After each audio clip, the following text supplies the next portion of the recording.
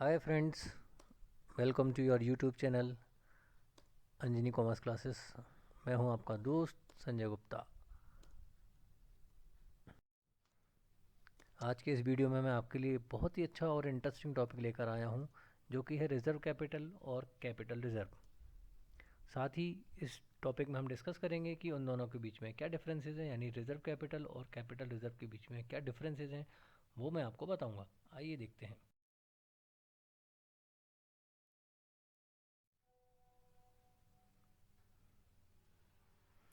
Discuss करते हैं capital reserve के बारे में। आप लोगों ने जनरल रिज़र्व तो सुना ही होगा।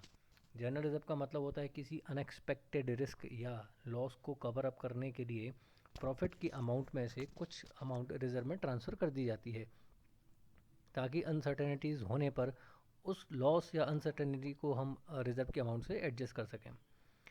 बेसिकली जो जनरल रिज़र्व होता है वो रेवेन्यू प्रॉफिट से क्रिएट होता है। अब हमें बात करनी है कैपिटल रिज़र्व के बारे में। जैसा कि आप नाम से ही समझ रहे हैं, कैपिटल रिज़र्व यानी ऐसा कोई प्रॉफिट जो कैपिटल नेचर का हो, उस प्रॉफिट से हम एक रिज़र्व क्रिएट करते हैं जो कि कैपिटल रिज़र्व कहलाता है। बिजनेस में दो तरह के लॉस होते हैं, एक रेवेन्यू लॉस और एक capital nature loss. Revenue loss को हम एडजस्ट कर सकते हैं रेवेन्यू रिज़र्व यानी जनरल रिज़र्व के थ्रू। ठीक उसी तरीके से कैपिटल लॉस को एडजस्ट करने के लिए हमारे पास कैपिटल रिज़र्व भी होना चाहिए। तो इसीलिए कंपनियां कैपिटल रिज़र्व क्रिएट करती हैं, ताकि कैपिटल लॉस या कैपिटल अनसर्टेनिटीज होने वाले रिस्क को कवर करने के लिए हम एक रिज़र्व का अमाउंट क्रिएट करें, ताकि उन लॉसेस को हम एडजस्ट कर सकें। आइए डिस्कस करते हैं कैपिटल रिज़र्व के और बारे में। It is a type of reserve created out of capital profit. Capital reserve not free for distribution as dividend. अब ध्यान रखने वाली बात यह है कि जनरल रिज़र्व का अमाउंट अगर बचता है तो उसको as a dividend shareholder में बांट सकते हैं, लेकिन कैपिटल रिज़र्व का जो अमाउंट है उसको डिविडेंड के तौर पर नहीं बांटा जाता है, क्योंकि ये स्पेसिफिक प्रॉफिट होता है। Capital reserve used for settlement of capital losses and contingencies. It is created through transaction of a capital nature such as selling fixed assets, the upward revaluation of assets, forfeiture of shares, profit on redemption। अब हमें ये समझना होगा कि capital reserve आखिर बनता कैसे है। तो कैपिटल रिज़र्व बनता है कैपिटल नेचर के प्रॉफिट से, जो कि हमें रिसीव होता है। जैसे हमने कोई फिक्स एसेट्स बेच दी, तो फिक्स एसेट्स बेचने पर हमें कुछ प्रॉफिट हुआ, हमारी एसेट्स का रिवैल्यूएशन हुआ, तो रिवैल्यूएशन होने पर कुछ प्रॉफिट हुआ। शेयर फॉरफिट किए, शेयर फॉरफिट करने का जो अमाउंट कंपनी के पास आया। साथ ही प्रॉफिट ऑन रिडम्पशन, कंपनी ने शेयर्स और डिवेंचर का रिडम्पशन किया, उससे कंपनी को फ़ायदा हो गया। तो ये इस तरह के कुछ एग्जाम्पल हैं जिनसे कैपिटल रिज़र्व क्रिएट होता है। Capital reserve shown in balance sheet under the head of reserve and surplus. Capital reserve को बैलेंस शीट में शेयर होल्डर फंड के अंदर रिजर्व एंड सरप्लस की जो हेडिंग सब हेडिंग है वहाँ पर शो किया जाता है। रिज़र्व कैपिटल के बारे में डिस्कस करते हैं। रिज़र्व कैपिटल क्या होता है? तो कंपनी की जो ऑथोराइज कैपिटल होती है, उस ऑथोराइज कैपिटल को कंपनी अपनी ज़रूरत के हिसाब से पब्लिक को इशू कर देती है, और उसके बिहाफ पर कंपनी अपनी कैपिटल को अरेंज फॉर्मेशन करती है, अरेंज करती है। कुछ ऑथराइज कैपिटल का ऐसा हिस्सा होता है जिसको कंपनी इशू नहीं करती है, जिसको कि अनइशूड कैपिटल कहते हैं। अब यहाँ पर कंपनी का जो शेयर कैपिटल है, जो कि पब्लिक को इशू नहीं किया गया है, वो कैपिटल कंपनी रिज़र्व के तौर पर अपने पास रख लेती है, जिसका इस्तेमाल कंपनी के बाइंड अप होने के समय पर किया जाता है। इस तरह की कैपिटल को कंपनी अपने लिक्विडेशन के टाइम पर इशू करती है। It is a part of subscribed capital remaining uncalled that a company resolve by a special resolution not to call except in the event of binding up company।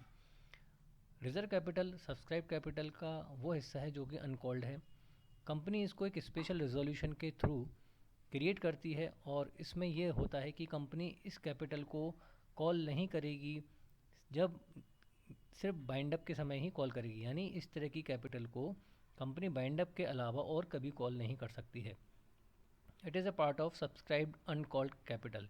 ये subscribed uncalled capital का ही एक हिस्सा होता है।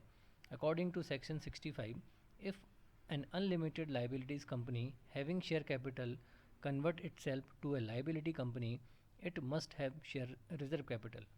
Section 65 के according अगर कोई अनलिमिटेड लाइबिलिटी कंपनी है, वो अपनी कैपिटल को, वो अपनी कंपनी को लिमिटेड लाइबिलिटी कंपनी में बदलना चाहती है, तो इस तरह की कंपनियों के पास रिजर्व कैपिटल होना ज़रूरी है।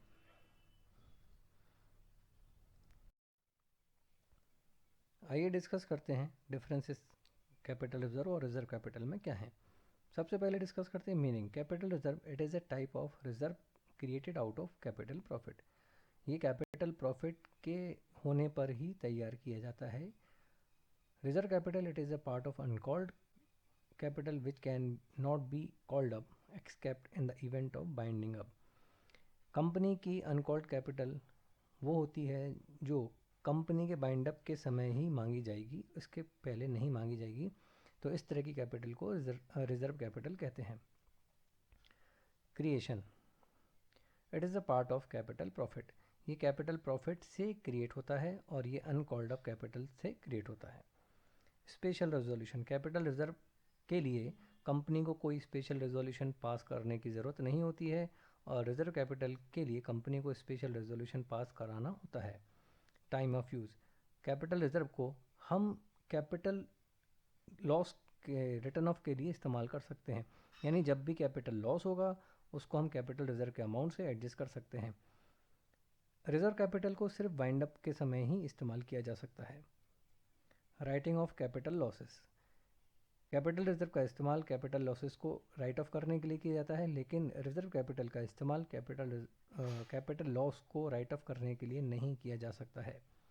ऑप्शनल या मैंडेटरी कैपिटल रिजर्व बनाना मैंडेटरी होता है। हर कंपनी को कैपिटल रिजर्व तैयार रखना होता है, लेकिन रिजर्व कैपिटल बनाना ऑप्शनल होता है।